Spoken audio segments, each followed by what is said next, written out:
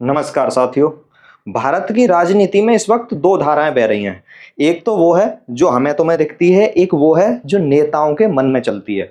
इसको ऐसे समझ सकते हैं कि एक धारा तो वो है जो जमीन पर बहती है, चुनावी नतीजे जब आते हैं तब हमें दिखती है किसने किसको वोट दिया, कौन जीता। और एक वो होती है जो नेताओं के दिलों में यानी दल बदल में बहती है। और वो तब दिखती है जब एक नेता दूसरी पार्टी को छोड़कर तीसरी पार्टी में चला जाता है। तो आज देश में जो राजनीतिक तस्वीर बन रही है, अगर उसे देखें तो सब पार्टियां बिखर रही हैं, सांसद डोल रहे हैं, विधायक अपना नया ठिकाना तलाश रहे हैं और इन सब के नेता खड़े होकर बिल्कुल बेबसी के साथ देख रहे हैं। एक जमाना था जब इन्हीं नेताओं की एक आवाज पर पूरी पार्टी सीधी हो जाया करती थी। आज उनके पास वो ताकत नहीं रही। क्यों? क्योंकि राजनीति में नेता की असली ताकत होती है चुनाव जिताने की क्षमता। जिस दिन लोगों को यह लग जाता है कि अब हमारा नेता हमें चुनाव नहीं जिता सकता, उस दिन उसकी पकड़ ढीली पड़ जाती है। और जब यह पकड़ ढीली पड़ जाती है तो लोग विकल्प ढूंढने लगते हैं।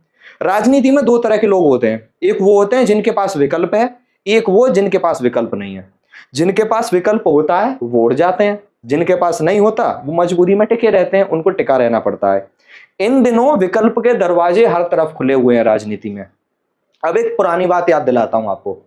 दल बदल विरोधी कानून जो है, एंटी डिफेक्शन लॉ, उससे पहले कभी भी कोई भी किसी पार्टी में जा सकता था, कोई उस पर रिपरकशन नहीं होता था, कोई उस पर जवाबदेही नहीं होती थी। फिर 2003 में संशोधन हुआ कि 2/3 हो जाओ और किसी अदर पार्टी में मर्ज हो जाओ। लेकिन मर्ज के लिए एक पार्टी चाहिए। अब पार्टी नहीं हो तो जैसे कारोबार में सेल कंपनियां होती है ना, वैसे ही राजनीति में सेल पार्टियां आ गई। हाल ही में आपने देखा होगा कि तृणमूल कांग्रेस से करीब 20 सांसद एक ऐसी पार्टी में चले गए जिसका नाम इस देश के 99% लोगों ने आज से पहले कभी नहीं सुना था। मैंने भी नहीं सुना था और शायद आपने भी नहीं सुना होगा। अब ये सब संवैधानिक रूप से बिल्कुल ठीक है, लेकिन नैतिक रूप से आप सवाल उठाते रहिए, आलोचना करते रहिए, लेकिन अदालत में आपके पास कोई रास्ता नहीं है। कानूनी तरीके से ये रास्ता बिल्कुल वैलिड है। अब आते हैं असली मुद्दे पर। वो असली मुद्दा है उत्तर प्रदेश की राजनीति। इन दिनों एक सवाल बहुत तेजी से उठ रहा है, क्या समाजवादी पार्टी टूट सकती है? यह सुनकर पहली बार जिसने भी सुना होगा उसे हैरानी हुई होगी, क्योंकि 1992 में जब से मुलायम सिंह यादव ने चंद्रशेखर जी की पार्टी से अलग होकर समाजवादी पार्टी बनाई थी, तब से इस पार्टी में टूट की बात कभी नहीं उठी। यह पार्टी टूट सकती है ऐसा भी कभी किसी ने नहीं सोचा होगा, लेकिन आज बड़े बड़े और समझदार लोग इस संभावना को बड़ी गंभीरता से उठा रहे हैं। अभी हालिया टाइम में आपने सुना भी होगा, ओपी राजभर के बार बार बयान आ रहे हैं। उनकी जवाबदेही में अखिलेश यादव बार बार बयान दे रहे हैं। कभी 15 करोड़ की बात आ रही है, कभी 50 करोड़ की बात आ रही है। अब कोई कह रहा है कि 20 सांसद जाएंगे, कोई 25 का दावा कर रहा है, कोई 27 बता रहा है, कोई 29 बता रहा है। अब यह संख्याएं सच हो सकती हैं और गलत भी हो सकती हैं, लेकिन समझने वाली बात यह है कि युद्ध में और राजनीति में पहला जो प्रहार होता है वो हमेशा मनोवैज्ञानिक होता है। दुश्मन के खेमे में संदेह की एक चिंगारी डाल दो, यह विचार बो दो उनके अंदर कि तुम्हारे अपने ही तुम्हें धोखा दे सकते हैं।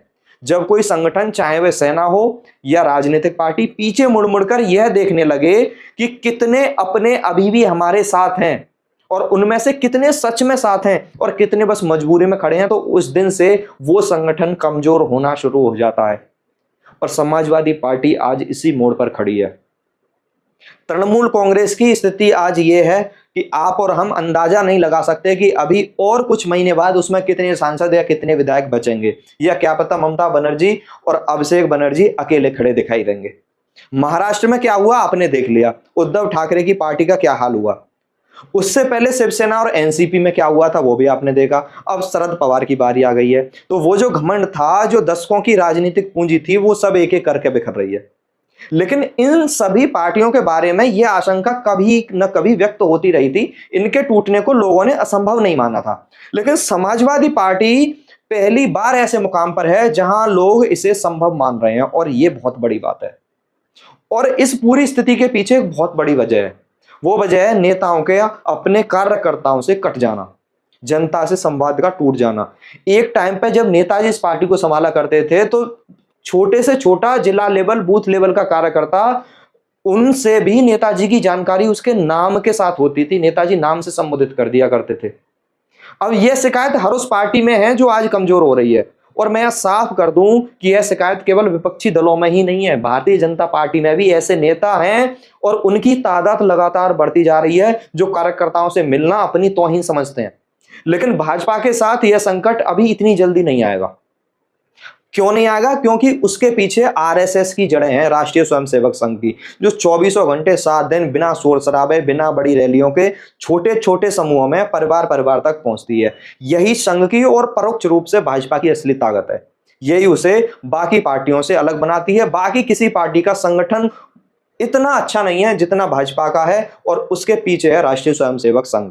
अब वापस उत्तर प्रदेश पर आ जाते हैं। पश्चिम बंगाल में तृणमूल कांग्रेस से जो नेता बागी हुए, उनके पास जाने की जगह नहीं थी। भाजपा ने पहले ही ऐलान कर दिया था कि हम किसी टीएमसी नेता को लेंगे नहीं। कांग्रेस और सीपीएम का वहां अस्तित्व बिल्कुल नाम मात्र है। 1977 में जनता ने कांग्रेस को हटा दिया था और 2011 में सीपीएम को, और फिर कोई उनकी तरफ, इन दोनों पार्टियों की तरफ किसी ने मुंह उठा के देखा भी नहीं। लेकिन उत्तर प्रदेश की कहानी बिल्कुल अलग है। यहां खेल 3 खिलाड़ियों का है, भाजपा, सपा और बसपा। कांग्रेस को इस समीकरण से बिल्कुल बाहर रखिए, उसको अभी गिनती में काउंट नहीं करने की बिल्कुल कोई वजह है। वो 403 सीटों पर उम्मीदवार भी ढूंढे तो मुश्किल है, और लड़े तो 2 दर्जन की, तो जमानत बचाना भी बहुत बड़ी चुनौती होगी कांग्रेस की इस वक्त। अब सबसे दिलचस्प बात यह है कि उत्तर प्रदेश में इस वक्त समाजवादी पार्टी को जितना खतरा भाजपा से है, उससे कहीं ज्यादा खतरा बहुजन समाज पार्टी से है। जी हां, बीएसपी, बहन कुमारी मायावती। जमीन के ऊपर की बात करूं तो मतलब संगठनात्मक और राजनीतिक स्तर दोनों लेवल पर बसपा से बहुत बड़ा खतरा है समाजवादी पार्टी के लिए। सपा के जो नेता पार्टी छोड़ना चाहेंगे, उनमें से अधिकतर भाजपा की बजाय बसपा का रुख करेंगे, क्योंकि वहां उन्हें ज्यादा आत्मीयता, अपनापन और सुकून मिलेगा। और सपा के जो मुस्लिम नेता हैं, सांसद हैं, विधायक हैं, वो भाजपा में तो जाने का सवाल ही पैदा नहीं उठता उनका। लेकिन अगर वो सपा से मोहभंग महसूस करेंगे तो बसपा उनके लिए एक तरह से घर वापसी जैसा होगा। बसपा के पास 13% का मजबूत कोर वोट है। कौन सा? दलित वाला। पश्चिमी उत्तर प्रदेश में वो सपा से भी ताकतवर है जमीनी स्तर पर। जाटा वोट पर उसका अधिकार है और वही उसका बेस है। अगर उसमें मुस्लिम वोट भी जुड़ जाएं तो समाजवादी पार्टी का कोई मुकाबला नहीं है। असल में मुस्लिम मतदाता के मन में अब यह सवाल उठने लगा है कि हम समाजवादी पार्टी को थोक में वोट देते थे, फिर भी भाजपा को हराने में सफलता नहीं मिलती, तो क्यों ना कोई विकल्प देखा जाए। और मुसलमान वोटर जो होता है वो हमेशा विकल्प तलाशता है, ऐसा विकल्प जो भाजपा को सफलतापूर्वक हराने में आसानी से उसमें उनकी मदद कर सके, और वो विकल्प उनके सामने बसपा के रूप में मौजूद है। अब यह मुस्लिम समाज और बसपा के बीच की दूरी कैसे बनी, यह भी समझते हैं। ये 2 कारण हैं इसके। पहला, काशीराम का वो बयान जब उन्होंने खुलकर कहा कि मुसलमान दलित वोट लेते हैं लेकिन दलित उम्मीदवारों को अपना वोट नहीं देते। काशीराम जी ने भीम और मीम के गठजोड़ को भी सिरे से नकार दिया। दूसरा, 3 बार भाजपा के समर्थन से मायावती मुख्यमंत्री बनी। मुसलमानों के मन में यह बात भी घर कर गई कि बसपा कभी भी भाजपा से हाथ मिला सकती है। लेकिन आज की परिस्थितियां अलग हैं। भाजपा उत्तर प्रदेश में इतनी मजबूत है कि उसको बसपा के समर्थन की कोई जरूरत नहीं है, वो अकेले सरकार बनाती है। तो भाजपा बसपा के गठजोड़ का खतरा अब व्यवहारिक रूप से है नहीं मुसलमानों के सामने। भले ही बसपा को बीजेपी की बी टीम कहने का शोर अब भी होता है, लेकिन 2022 के विधानसभा चुनाव का एक सच यह भी है कि पूर्वांचल में बसपा ने सपा से ज्यादा भाजपा को नुकसान पहुंचाया है, और वो नुकसान इतना बड़ा था कि उसने पूर्वी उत्तर प्रदेश में भाजपा की कई सीटें डुबो दी। 2024 लोकसभा में परिस्थितियां थोड़ी अलग थी, उस पर भी काफी चर्चा हो चुकी है और आगे हम करेंगे, और जब हम लोकसभा इलेक्शन के बारे में एनालिसिस करेंगे। तो 2027 के विधानसभा चुनाव की तस्वीर खींचें तो यह मुकाबला 3 कोनों वाला हो गया है, यानी कि भाजपा, सपा और बसपा के बीच में। हालांकि पूरे प्रदेश में एक जैसी स्थिति नहीं है। पश्चिमी उत्तर प्रदेश में सीधा मुकाबला भाजपा बनाम बसपा का ही होगा, क्योंकि लोकदल भाजपा के साथ है, इसलिए वहां तीसरा मोर्चा बनने की संभावना नहीं बनती, और समाजवादी पार्टी यहां पर इतनी मजबूत नहीं है फिलहाल। पूर्वांचल में तीनों के बीच में त्रिकोणीय संघर्ष ही होगा। अब अगर पूर्वांचल में बसपा मुस्लिम वोट को अपनी तरफ खींचने में सफल रही तो इसका सबसे बड़ा नुकसान समाजवादी पार्टी का होगा। त्रिकोणीय मुकाबले में भाजपा को फायदा होता है और इतिहास इसका गवाह है। दूसरी तरफ अखिलेश यादव 2024 के बाद से पीडीए का नारा दे रहे हैं, लेकिन जमीन पर इसका असर कहां है ये आप देख सकते हो, मैं तो देखता ही हूं। अगर आप भी जाकर देखेंगे तो इसका जो मेन हल्ला है वो सिर्फ प्रेस कॉन्फ्रेंस में और सोशल मीडिया पर है। लेकिन पूर्वांचल के किसी गांव में जाइए, किसी चाय की दुकान पर पूछिए, लोगों को पीडीए का मतलब तक नहीं पता। और ऊपर से पश्चिम बंगाल के चुनाव के नतीजों ने उत्तर प्रदेश की राजनीति के बिल्कुल समीकरण ही बदल दिए।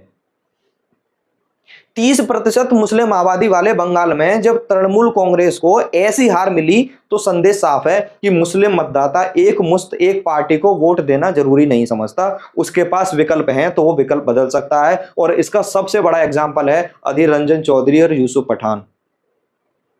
तो उत्तर प्रदेश में समाजवादी पार्टी का जो गढ़ है वो खतरे में है। अब सवाल यह नहीं है कि सपा की सरकार बनेगी या नहीं, सरकार बनने की संभावना तो इस वक्त दूर दूर तक नहीं दिखती। असली लड़ाई दूसरे स्थान के लिए है। असली सवाल यह है कि भाजपा की जीत कितनी बड़ी होगी।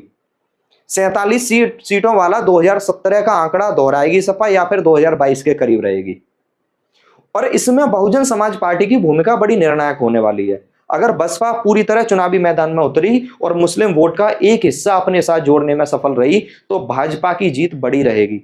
और अगर बसपा कमजोर रही तो सपा के लिए संघर्ष करना और ज्यादा कठिन होगा, क्योंकि भाजपा केवल जाति की राजनीति नहीं करती, वो एक साथ कई ऐसे मोर्चों पर लड़ती है, जाति, विकास, हिंदुत्व और सबसे बड़ा राष्ट्रवाद। हर बार कुछ ना कुछ काम कर जाता है, एक ना करेगा तो दूसरा करेगा। तो दोस्तों, उत्तर प्रदेश की राजनीति 2027 के लिए अभी से गर्म होने लग गई है। मैदान में 3 ताकतें हैं और खेल दिलचस्प होने वाला है।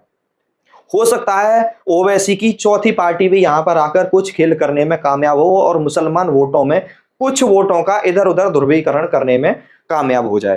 तो उससे बसपा और सपा के बीच के समीकरण और बदलेंगे, हालांकि वो अभी बाद की बात है। तो अभी के लिए इतना ही, मिलते हैं अगली वीडियो में। Thank you.